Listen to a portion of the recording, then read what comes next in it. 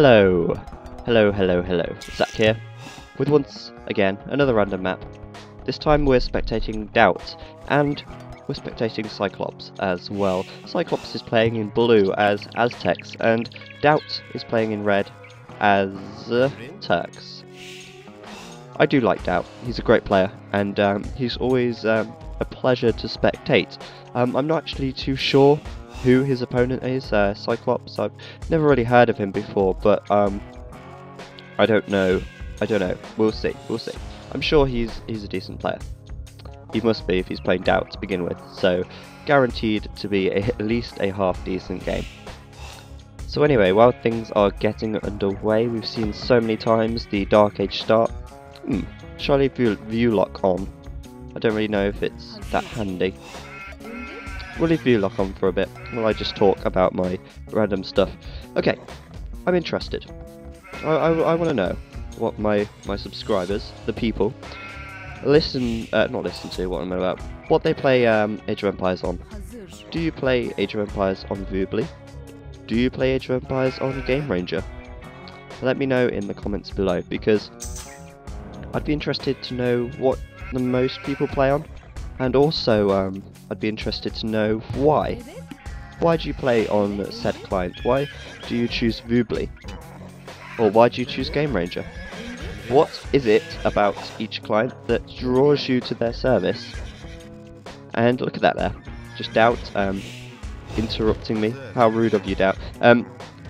Luring that boar away from Cyclops. He's actually stealing Cyclops' boar. Good move to make. Obviously that's going to deny Cyclops a fair bit of food. Cyclops has got the better economical advantage early game due to the fact that Aztecs are a great economical civilization. They have gathering bonuses, etc, etc. And DauT with a great move there, just stealing that boar. And I'm keeping view lock on for a bit actually. It was requested that I do a game with view lock. I think this game is going to be that game. Fog of War, view lock on, I could just sit back, I don't even have to hold my mouse. Fun times. In fact, I'm going to move my mouse out the way so that it's not interrupting anything. And we can just have a look at the minimap and compare, just have a look at what DauT has got on the map and what he's doing with his time. In fact, while we're here, I'm going to turn help off because we don't need that, that's popping up all the time. Have a good clean out, a good refresh of the layout of this game. Okay, so yeah, in the comments below, please let me know what you play on, because you may have noticed at the start of this video there was a little advertisement for Voobly, and that's just going to be the way it is now. Although saying that, those adverts aren't going to be on every single video, they're just going to be there occasionally, and I've already explained why they're there. That's because Voobly is advertising on their client for me, so it's only fair that I give them something back. Alright, so back to this game then. Cyclops with some drushing going on. He's got a few militia there, and his Eagle Warrior, of course. I don't think DauT's going to be too worried about that. Militia are pretty weak. Unless his villagers get caught out of position, like they almost did there, then they've not got too much to worry about, really. There's only 4 militia and an Eagle Warrior. They could be killed off fairly easily. However, he needs to make sure that no injured villagers go near to those militia. Or, as we can see there, they get sort of caught out of position again. I think DauT can deal with this though. Militias aren't exactly a massive threat, not something to be too worried about. So then we've got DauT actually fairly far behind on score. I don't think he's too bothered either, because he's definitely not getting any military production up. I'm pretty sure that was a market and a blacksmith there, as we just saw. So it wouldn't surprise me if he's just going to go Castle Age pretty quickly. He's already near to 800 food, as you can see at the top. So yeah, I think he's going to do that. DauT though, losing a few villagers there, and that could have paid off for Cyclops. I think Cyclops' militia are, well no, almost all gone, but DauT has definitely lost a villager there, or at least one, possibly 2 as well, which is not a good thing. He's lost his scout also, so DauT needs to be careful not to lose any more, but I don't think he's too bothered. I think he's just going to power through, advance to the Castle Age, and then let's see what he does from there. Obviously playing with view lock on and fog of war means that I'm pretty much limited to what I can say about what I can see, because obviously I can't just go and look around the map and see anything I like. But that's not to worry, we can see it completely from DauT's point of view, which is nice. We don't get to see that very often. So DauT then almost in the Castle Age, and it's going to be about a 16-minute Castle Age, which isn't a bad time at all. In fact, I actually played a game earlier and I managed to advance the Castle Age in 13 minutes. Well, start advancing in 13 minutes. So I was really happy with that. Alright, granted I wasn't harassed at all, but I thought I impressed myself with that. So DauT closing the gap with the score now anyway. And going straight up with the new town centre over there on the right, as we can see. And just a little bit more harassment coming in from Cyclops. Spearman though, and his Eagle Warrior still. I don't think DauT's really going to have to worry about that at all. Although saying that, there's an Archer, so DauT's going to have to kind of stay clear of the Archers. A few villagers can be used to take them out, but it's not ideal because obviously he's going for a very economical build, and he doesn't want to be getting killed off. Not his villagers anyway. Managed to take out an Archer there. That's quite a nice little attack there by that town centre. And there we go. So DauT, 18 minutes, 3 town centres, and that's going to provide a very defensive structure, or defensive structures for him. He's still losing villagers occasionally though, which isn't good at all. And Cyclops coming in with some crossbowmen now. So DauT still needs to be fairly careful, getting a siege workshop up there, so no doubt he's going to get a mangonel out, just to take out those archers, because mangonels are for taking out archers pretty much. And I do realise as well, when I say no doubt, it's kind of funny, because obviously we're spectating DauT, so yeah, that's weird. I'll try and stop saying that. Okay, so Mangonel coming in, and really, Cyclops is going to get forced away here, because that Mangonel is obviously going to take out everything if it gets too close. So DauT is not going to be worrying at all now. He's just going to focus on building up his economy. He's on 39 population.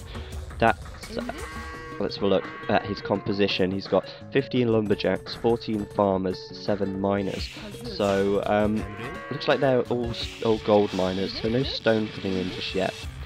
And it's nice as well to see what kind of build order these guys go for. Once you hit the Castle Age and you've got 3 town centres out, obviously it's important to get a lot of farms up. Oh wow, okay. That Mangonel got converted there, which was a nice little move from Cyclops. So as I was saying, it's quite important to actually balance out once you get to the Castle Age, because your town centres want to be producing villagers constantly, you know, like non-stop producing villagers. So you're going to have enough food income to support that, and in order to do that you need obviously quite a lot of food income, which is going to have to come from farms, which in turn needs to be supplied by woodcutters. So it's really hard to get the balance right sometimes, and I think DauT has gone a little bit too much onto gold, but we don't know his strategy yet, so we'll have to see. He has got a fair bit of food income though, and at the moment I don't think he's worrying too much about this pressure from Cyclops, because he's only got 1 unit on the map. And that's a siege unit, which is obviously a Mangonel somewhere. I'm not sure quite where though. What was that there? I think... oh, there we go. So there's a Mangonel. If you can take out that Mangonel, he's going to be sorted. He's in a bit of a safer position. He's not going to lose that town centre, which is obviously very low on health now. That monk coming in, he wants a piece of the action, and that's not going to happen. Castle going up for DauT, and more gold coming in. So, actually, saying that, what's DauT just spent all that gold on? I may have missed that completely, but DauT has just spent loads of gold. I'm not sure what he spent it on, so that's kind of gone. A bit funny, but oh well.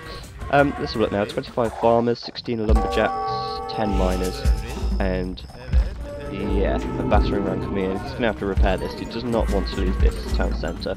That's not a good thing. Excuse me. So Cyclops with a 300 score lead at the moment, and that's probably due to the fact that he's got a lot more military. Well, I'm assuming he's got more military. He's obviously got some military buildings off to the left, and I can't show you them because I've got view lock on. As you can see there. Okay, so he's got some crossbowmen and a siege workshop of his own. But DauT is building janissaries, and janissaries are pretty good. They're pretty damn good. They've got such a long range that they can take out their micro properly, that is. They can take out crossbowmen fairly easily.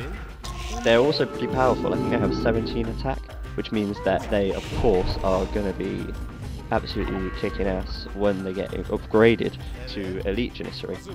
So DauT then, as we can see there, taking those janissaries up towards the top of the map, and he's going to try and hit Cyclops from the side or something like that. Those janissaries are used to bring Cyclops back to his base, I reckon.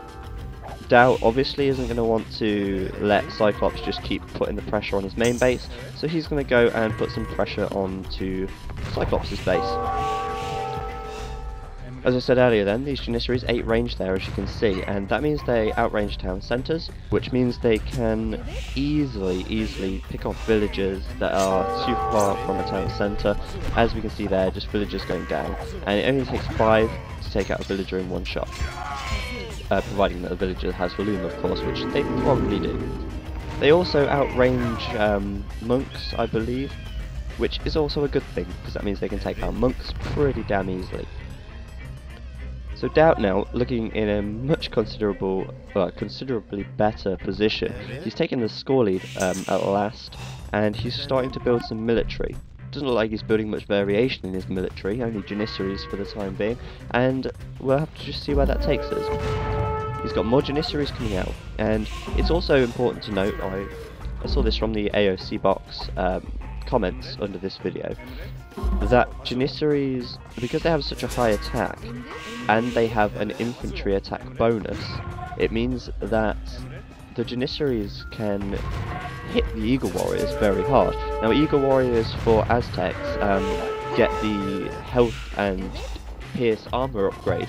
Now because the janissaries have such a high attack and the infantry attack bonus, the Eagle Warriors don't stand much chance to them at all, which is a good thing. As far as balance between these civilizations are concerned, to be honest, I'm not too sure. It's hard to say because it depends what units they decide to get out. Obviously, the Aztecs and the Mayans don't have any cavalry units available, which means that any can't get my words out now. Any civilization that does have cavalry available to them, that could be considered an advantage if your opponent goes and builds all archers. Of course, they're not going to do that, so really it's hard to say who has a civilization advantage, if at all any. So then Turks, just as you can see, taking out all of those monks there, and those janissaries are going to kick ass, because that's one janissary that got converted out of that whole bunch, and that was, I think, 8, maybe 7 or 6 monks that just got killed off. So now DauT is free from oppression. He's not going to worry about Cyclops sitting outside of his base. He's going to go and do some damage of his own, and that's exactly what he's going to do. He's got rams out just to clear out these buildings, and he's building more janissaries, and they seem like a very effective unit to use actually. Oh, janissaries are OP, they're OP! Don't know what he prevented from going up there. Possibly a castle, possibly a siege workshop. If he goes back over there, I'll have a look, see what that was building that he killed off.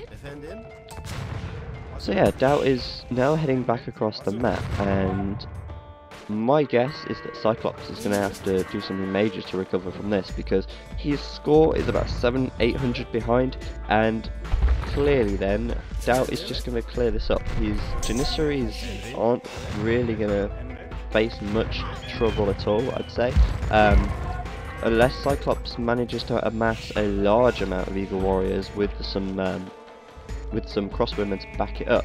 I don't think DauT is going to have too much trouble at all picking off Cyclops' units. Also, DauT just advanced into the Imperial Age. He's got enough food and enough gold to actually upgrade these to elite janissaries. Whether he's going to do that, we'll have to see. Whether the game even lasts that long, we'll have to see, because his score lead is getting major. So as we just saw then, Cyclops coming in with the crossbowman, and DauT kind of retreating out of his base by the looks. And as you can see, with having view lock on as well, it can be quite nice, because obviously we can actually see exactly how much movement DauT is making. He's actually all over the place. Yeah, just flicking through his town centres, probably building some more villages there. And here we go then, so there was a little engagement there. We can't actually see what's happening. Oh, there we go. His janissaries are taking out the crossbowman, but we can't see it because DauT's not even looking at the battle. I'm guessing he's assumed he's won it, and he definitely has won it. Those janissaries now going in, and I don't think Cyclops has got anything to come back from this.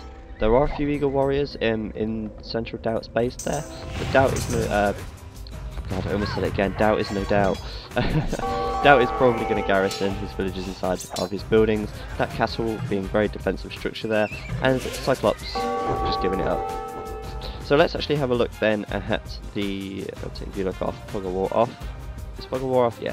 So let's have a look at the map. Yeah, Cyclops didn't have too much there. He only had a castle back in his base, and he couldn't really produce any units to combat these.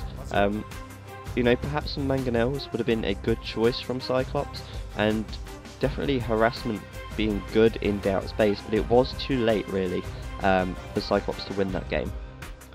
Wasn't an amazing game, definitely, but DauT did a good job there. It just showed how you can fight your way out of a corner, because DauT went from having no military at all, having Cyclops right here. Cyclops was really building up here. He had quite a lot of military production, I think, and he was bringing quite a lot of units in as well. So I think DauT did a good job, and he's definitely showing his strengths in this game. So anyway, I hope you have enjoyed that one, and I'll see you next time.